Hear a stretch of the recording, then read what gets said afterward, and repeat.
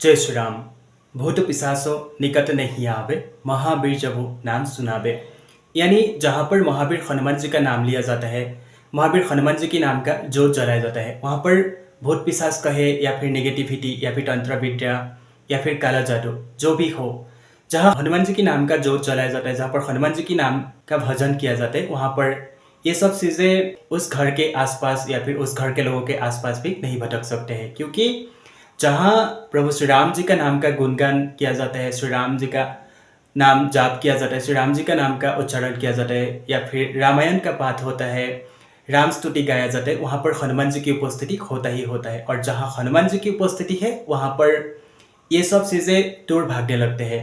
तो फिर हमने सोचा क्यों ना आज इस विषय में बात किया जाए, जो कि देखिए, लोग जलसे के कारण या फिर जलन के कारण बहुत सारे ऐसे काला जादू या फिर तंत्र विद्या करने लगते हैं, जो कि हम कई बार क्या होता है कि हम जैसे हमारे अपनों ही हमारा दुश्मन बन जाते हैं। क्योंकि लोग ऐसे कई बार गलत चीज़ें गलत कार्य कर देते हैं, जो कि उनका कर्म तो उन्हें वापस मिलेगा ही, लेकिन हमने जो पिछले जन्म में कर्म किया, यानी जो हमारा बुरे कर्म था, इसी जन्म में हमें उस तंत्र क्रिया के अनुसार हमें भोगना पड़ता है। क्योंकि जो हमारा कर्म है, यानी हमने तो नहीं देखा ना हमने क्या कर्म किया है, इसलिए हमें जो हमने पिछले जन्म में कर्म किया उसी जन्म का कर्म हमें इसी जन्म में शायद हो सकता है उस तंत्र विद्या उस तंत्र क्रिया के अनुसार हमें भोगना पड़ रहा है।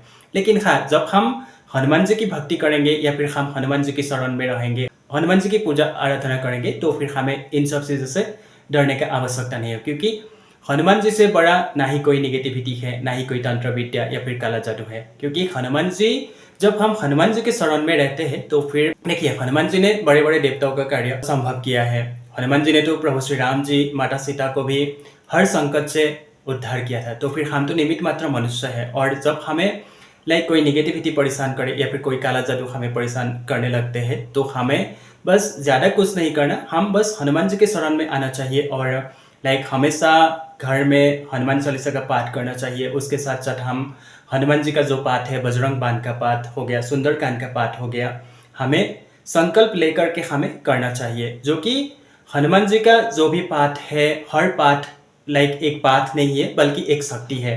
और खासकर हनुमान चालीसा तो हर घर में गूंजना चाहिए। क्योंकि देखिए, जहाँ हनुमान चालीसा का पाठ किया जाता है, जहाँ पर श्री राम जी की भजन किया जाता है, वहाँ पर ये सब चीज़ें काला जादू, तंत्र विद्या या फिर नेगेटिविटी उस घर में प्रवेश भी नहीं कर सकता है। इसलिए हमें हमेशा हनुमान जी को ध्यान करना चाहिए, हनुमान जी की पूजा आराधना करना चाहिए। उसके साथ साथ जितना हो सके हम नाम जप करेंगे, श्री राम जी का नाम का जाप करेंगे या फिर श्री राम स्तुति गाएंगे, तो फिर हमारा जो भी कर्म है, जो भी हमारा बुरे कर्म है, वो भी हमें उस बुरे कर्म को बहुत जल्दी खत्म होने लगते हैं। इसलिए हमें हमेशा प्रभु श्री हनुमान जी के शरण में रहना चाहिए। और हो सके तो अगर आप भी आपके जीवन में भी कोई ऐसा तंत्र विद्या हुआ है या फिर कोई नेगेटिविटी से आप परेशान हो, तो बस आप ज़्यादा सोचिए मत। क्योंकि जितना आप इस विषय में, इन सब चीज़ों में उलझते जाएंगे, उतना ही आपको डिप्रेशन होने लगेगा। और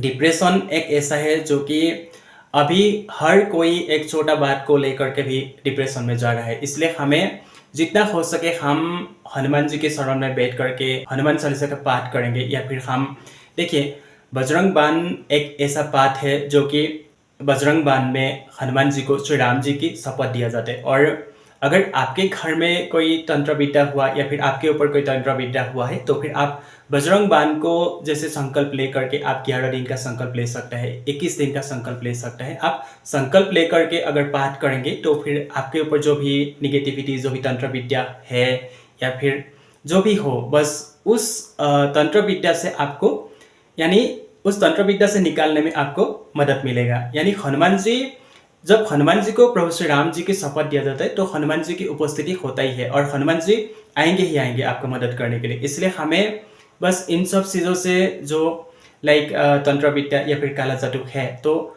उस समय आप धैर्य रखिए, पेशेंस रखिए, और हनुमान जी के शरण में बैठ करके आप बजरंग बाण का पाठ करना शुरू कीजिए। फिर देखिए, और उसके साथ साथ और एक बात, आप जब बजरंग बाण पाठ करने बैठेंगे, तो आप एक छोटा ग्लास में या फिर कोई भी पात्र में एक जल भर करके रखिए। और जब आप बजरंग बाण का पाठ करेंगे, उस पाठ को करने के बाद आप उस जल में फूंक मारेंगे। उसके बाद उस जो जल है पूरा घर में छिड़क दीजिए। और लाइक आपके घर में अगर किसी के ऊपर तंत्र विद्या हुआ है या फिर आपके घर में तंत्र विद्या हुआ है, आप घर के सभी लोगों को वो जल पिलाइएगा और फिर घर में से रख दीजिए। फिर देखिए धीरे धीरे करके जो भी तंत्र विद्या है या फिर जो भी काला जादू है वो भी खत्म होने लगेगा।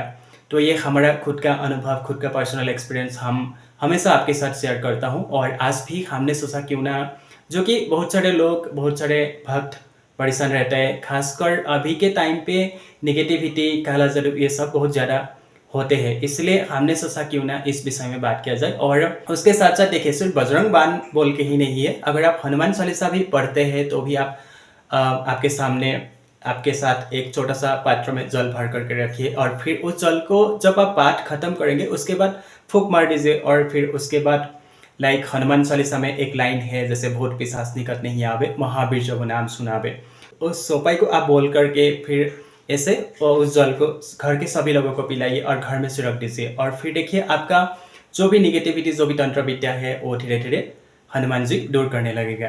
तो फिर यानी आपको जानकारी कैसा लगा हमें कमेंट करके ज़रूर बताइएगा। और चलिए वीडियो यहाँ पे एंड करते हैं। यानी हमारे हनुमान जी, हमारे बजरंगबली दादा आप सभी के ऊपर ढेर सारा कृपा बरसाए, सब लोग खुश रहे, सब लोग जीवन में आगे बढ़े। अगर आपको वीडियो अच्छा लगा, जानकारी अच्छा लगा तो फिर आप कमेंट में जय श्री राम, जय बजरंगबली लिखना ना भूलें। जय श्री राम, जय हनुमान।